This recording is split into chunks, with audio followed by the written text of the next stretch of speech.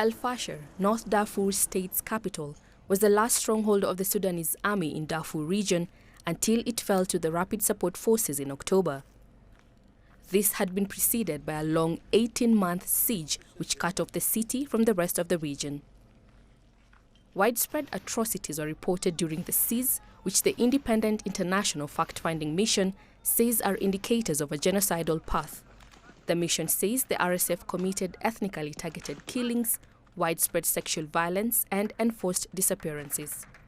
We at CIHA, we have documented over 1,294 cases of conflict-related sexual violence against women and girls, perpetrated primarily by the RSF and their allies. In Darfur, the RSF and their allies have deliberately targeted women and girls from the four Masalit, Berti, Zagawa, and Tanjur communities on the basis of their ethnicity. As the UN fact-finding mission confirmed in a report today that this is part of a strategy of genocide aimed at eradicating Native African communities. The UN mission warns that the pattern of violence signals a continued threat to civilians.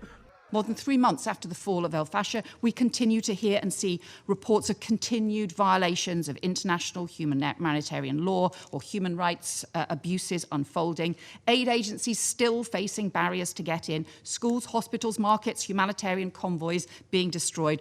The UN is calling for accountability for perpetrators and justice for victims.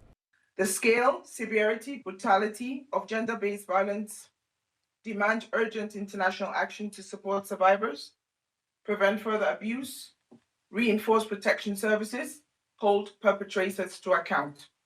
And the US has moved to sanction 3 RSF commanders for their roles in the violations in el-Fasher.